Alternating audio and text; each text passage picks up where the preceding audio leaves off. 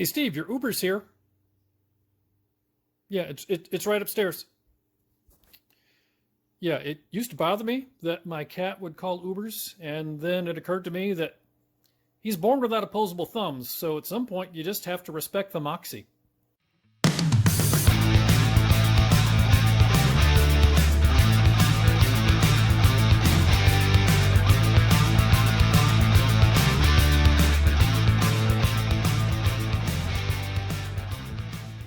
Hello and welcome to another episode of Spooky Tales with Steve the Cat. I am your host, Steve the Cat.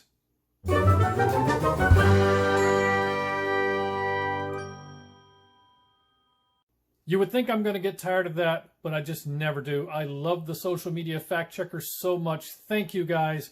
Thank you for pointing out that this is a plush toy and not a real cat who talks. Social media fact checkers, protecting us from comedy since 2020. I love them. Thank you so much, guys. Yes, once again, this is Steve's animatronic stunt double. The voice you are hearing is Carl, the production assistant. I'm behind the camera. Hello. Once again, we are here to do an episode of Spooky Tales with Steve the Cat. Now, before we get into today's episode, an update on the show. Last week, we talked about some legal issues going on between me and Steve the Cat, who is the producer of the show, but who continues to refuse to fulfill his contractual obligations to host the show. So I tried to make a change. He got an attorney involved. I got an attorney involved. You're wondering how that's been resolved. Well, let me tell you a story. I am a big fan of entrepreneurship. I am a big fan of supporting new and innovative business ideas. And one of the new and innovative business ideas that I have supported in my career is a place called Sal's Suds, Suits, and Suits. It is a brilliant idea that Sal came up with to combine a full-service laundromat, a full-service dry cleaner, and legal service all in one shop. It's great. You walk in with a load of laundry, you go in for your 50-minute consultation on your taxes or the real estate transaction, will, what have you, and when you come out, your laundry is clean and dry. For an extra $10, they'll press and fold it. I mean, it's an extra $10, but that's still the best deal you're going to find in town. I love Sal's Suds, Suits, and Suits. They are highly rated on Yelp. 5 stars, and one of those stars is even colored in a little bit. Well, had a conversation with Svetlana, the hot intern, yesterday, and she explained to me how Yelp reviews actually work, and I now understand why the IRS is so angry about the tax returns that Sal prepared for me. In short, I did not prevail in my legal challenges against Steve the Cat, and Steve now that he understands that he is in control of my retirement accounts, he has taken an Uber to the Maserati dealership to do a little bit of shopping. So I'll be working until I'm 90, but at least I'll take the satisfaction in knowing that his car will always be broken down. Anyway, welcome once again to Spooky Tales with Steve the Cat. Today we're going to do something a little different. We've been doing Scream Queen tributes. Now we're going to do a tribute to something completely different.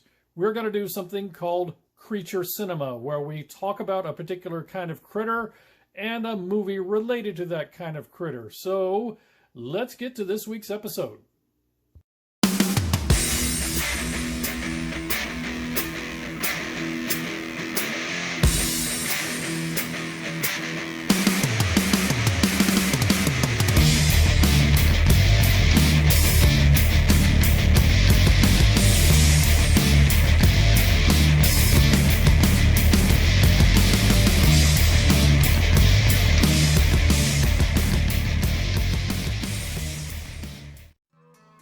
It is time for Steve's vocabulary lesson. This is the part of the episode where we come up with new and exciting ways to stay ahead of social media bots and algorithms that might otherwise try to ban us. Our first word for this week, doobie blazin'. Yeah, you know what this one means. Well, you think you know what this one means. It doesn't mean quite what you think it means. Doobie blazin' is a noun. that refers to the act of a film character forfeiting his or her credibility and or likability by partaking of the ganja at an inappropriate time. Now, to be clear, I am not saying that a character automatically forfeits his or her credibility or likability by partaking of the ganja. I am saying this forfeiture happens by partaking of the ganja at the wrong time. Next word, gorilla luggage test. This is a verb that means to treat a person or object with the same amount of care and respect that that gorilla showed for that suitcase in the old Samsonite commercial. Yeah, if you're scratching your head because you're a millennial or younger, Google it. Finally, Deus ex machina.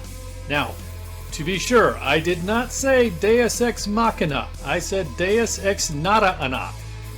This means a plot device whereby a seemingly unsolvable problem in a story appears to have been suddenly and abruptly resolved by an unexpected and unlikely occurrence, only to have the resolution suddenly and abruptly de-resolved by yet another unexpected occurrence.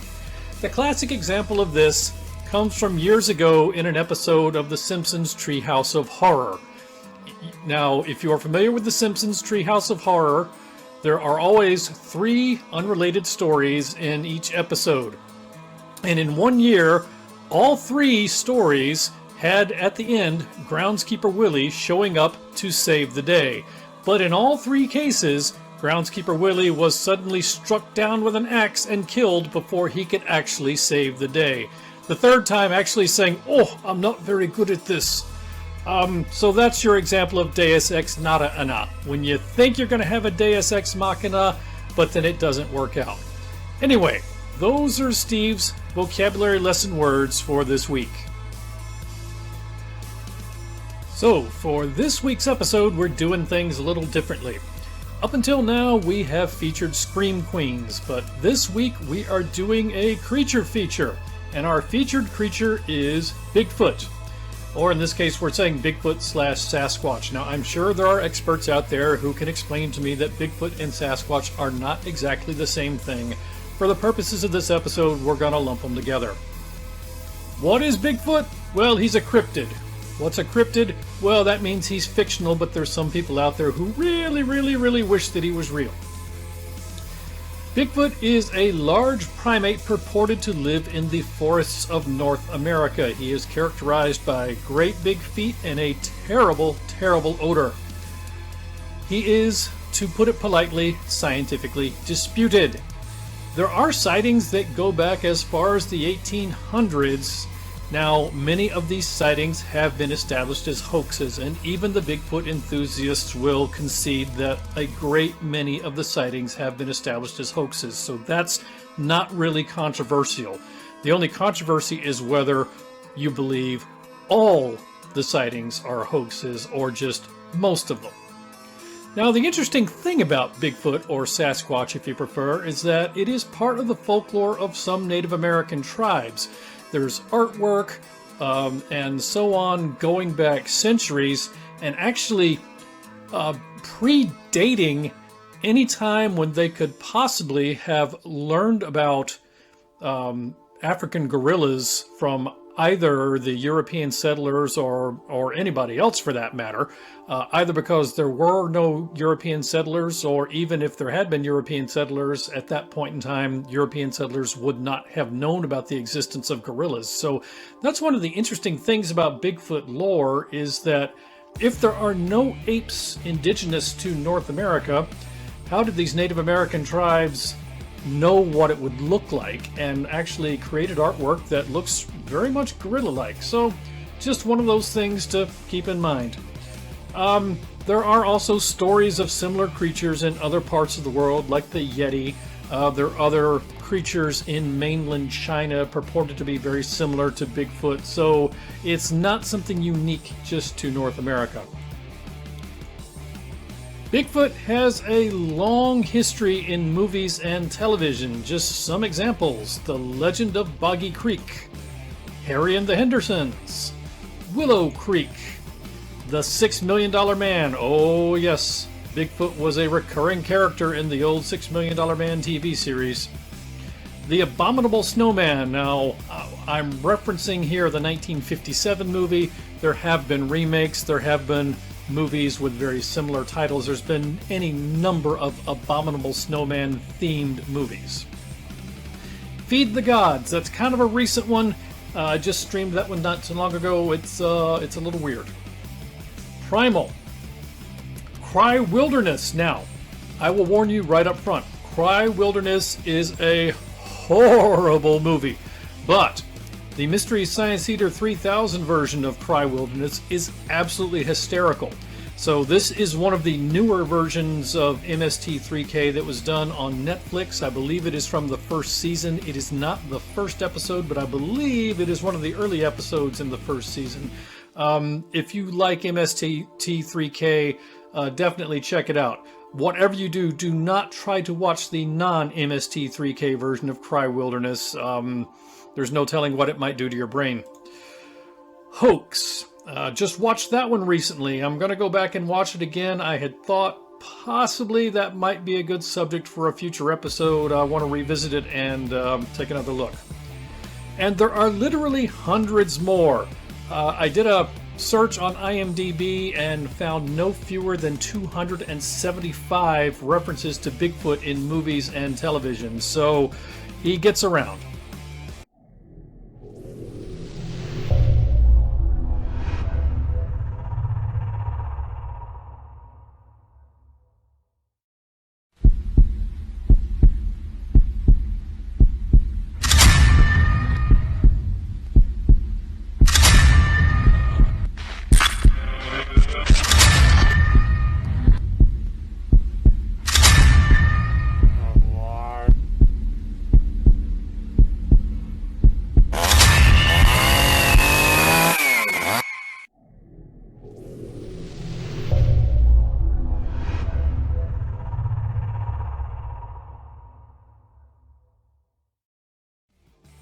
Alright, let's get to our film profile for this episode.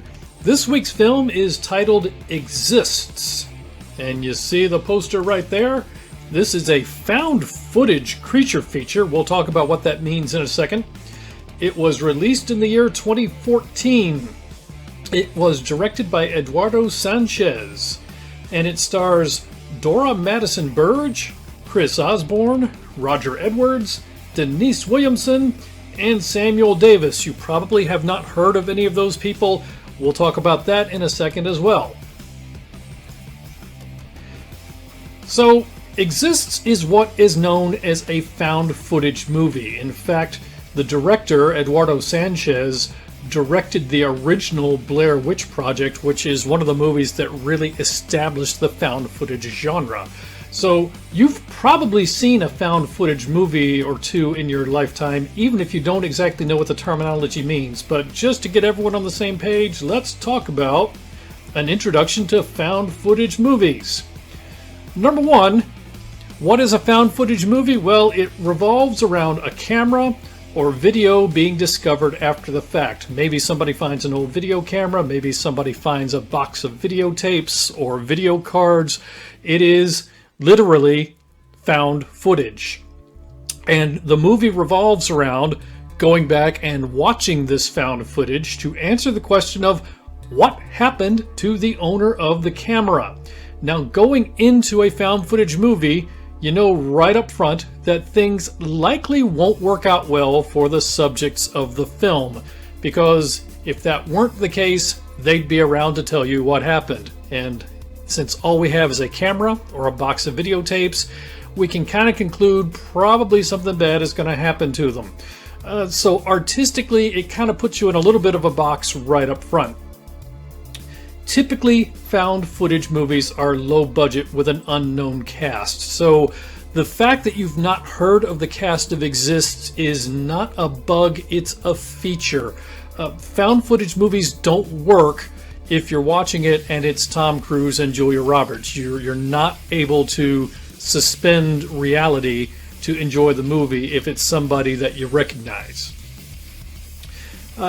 Found footage movies are characterized by shaky camera work instead of special effects. And frankly, often shaky camera work is used to conceal low-budget special effects. There is a focus on suspense and jump scares more so than action and gore. In part, that's because often these movies are low budget, and in part it's because it's just difficult to make practical special effects work in a found footage kind of movie where you don't have a lot of different camera angles to work with. Typically you have a low body count in a found footage movie because normally you have just a handful of people in the cast. It's usually a small enough group to be in one car. Otherwise it's kind of hard to do a found footage movie about a large ensemble. Notable exception to that is Cloverfield, but for the most part you're going to get a low body count in a found footage movie. And you spend time getting to know the characters. You're off on some sort of adventure with them. Maybe they're on vacation, maybe they're filming a documentary. You learn something about the people as the found footage unfolds, and slowly the mystery of what happened to the protagonists unfolds.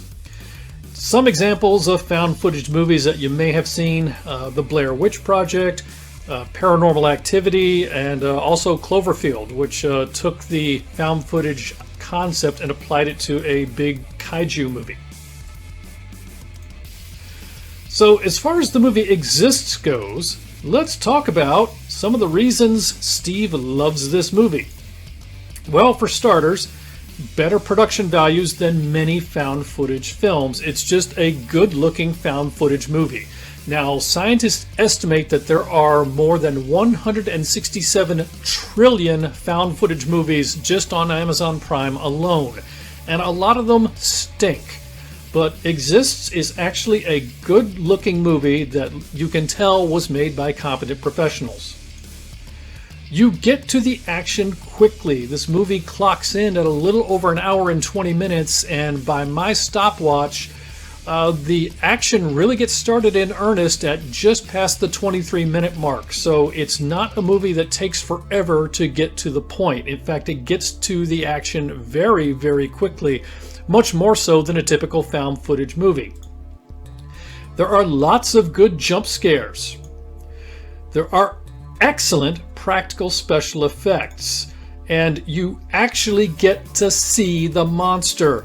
It's less visually confusing than many lower budget found footage films. Frankly, this did not have to be a found footage movie.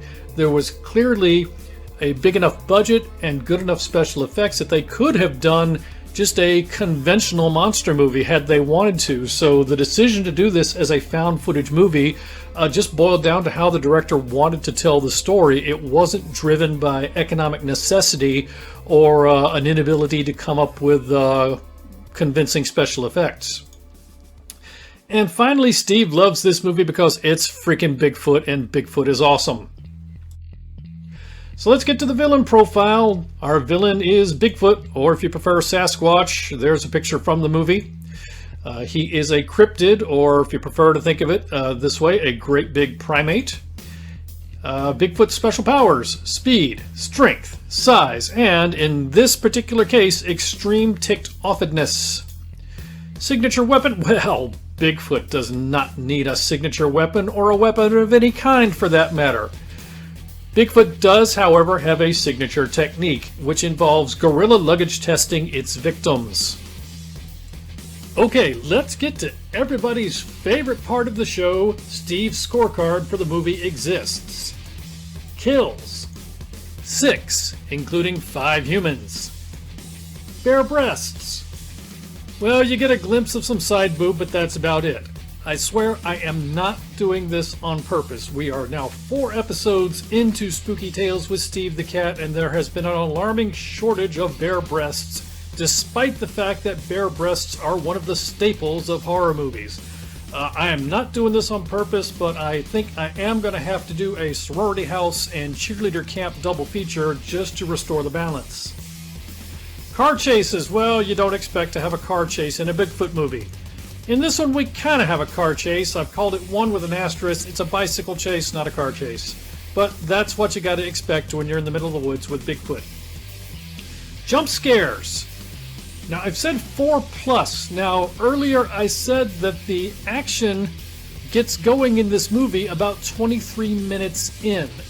So that's 4+ jump scares just in the first 23 minutes, because once the action of the movie really started going and you really had an angry Bigfoot as part of the storyline, I stopped counting the jump scares. So just in the first 23 minutes, you've got at least 4 good ones.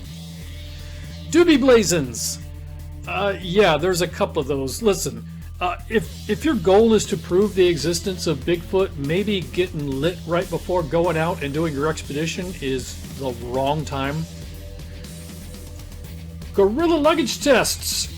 I'm going to say at least 5, including bikes, SUVs, and people.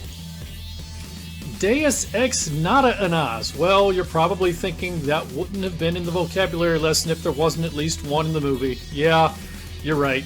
There's one of those. Evil Knievelings.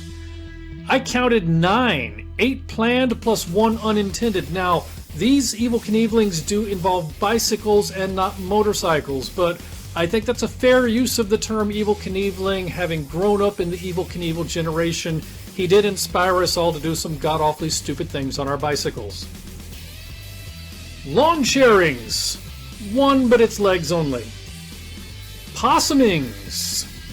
1. And firework-related injuries. He's going to say 1, right? He's going to say 1. No, there's none. But God knows there should have been, based upon the way guys were handling fireworks in this movie. But that's not all. With your viewing of Exists, you also get the following bonus features. Problematic pigs. So far, this season we've had problematic pimples, problematic carburetors, problematic pastors, and now a problematic pig. You get a character named Uncle Bob. I don't know why I find that funny, but it just cracks me up. There are no credible documented cases of a Sasquatch attack. Yes, somebody really says that. I mean, I liked this movie, but that is some George Lucas caliber dialogue there. You get continual, infuriatingly poor trigger discipline, and that just sets my teeth on edge. I'm sorry, but it just drives me up a tree. You get 5 people from East Texas, and none of them know how to hold a shotgun.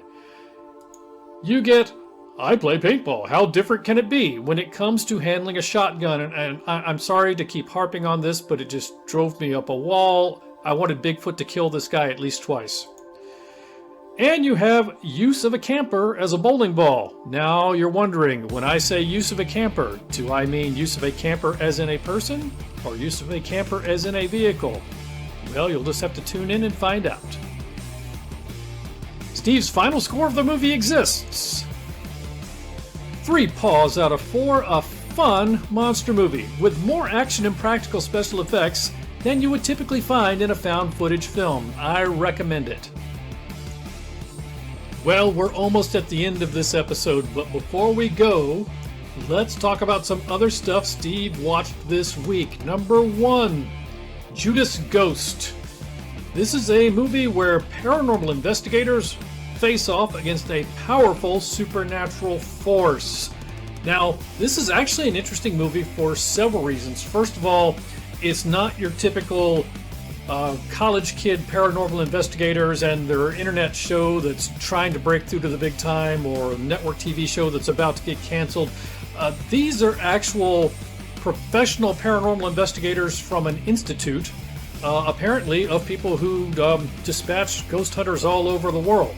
But what's more interesting about this movie is that it unfolds in real time. The movie is an hour and 16 minutes long.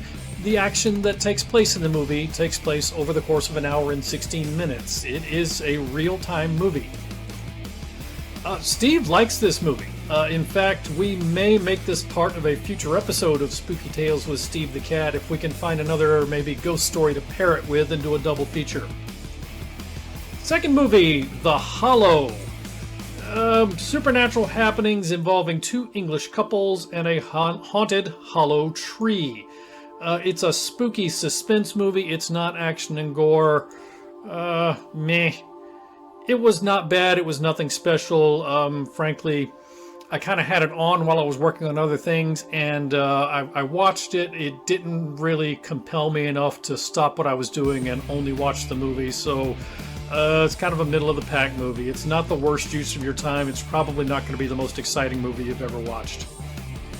Finally, All Cheerleaders Die 2013 version. This is a movie about high school antics involving reanimated dead cheerleaders. It's kind of fun. It's definitely campy. It features lots of pretty girls in bikinis and underwear, although it does feature surprisingly few fair breasts. I don't get it. I don't know where all the bare breasts went. But anyway, so it does have a bit of TNA, but the ending is very, very unsatisfying. Normally I don't like to spoil endings for you, but I'm going to tell you right up front. Basically, this movie ends as a to be continued, but they never made the sequel.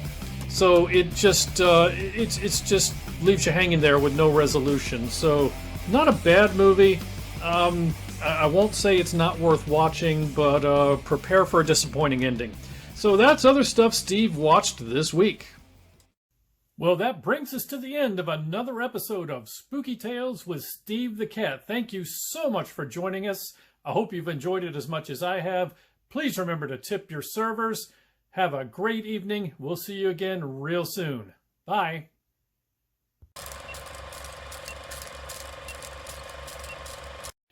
So, Steve, I saw that you took an Uber home from the Maserati dealership. Did something go wrong? Oh, I know what went wrong. They wouldn't extend financing to you because you're only 2 years old. Well, I'm sorry, buddy. You're better off, though. Yeah, you're better off. They break down all the time. Yes, Maseratis, they break down all the time. Engine control unit failures, and it's like $1,200 to replace it. You're better off. He just ran off to Google plane tickets to Vegas, didn't he?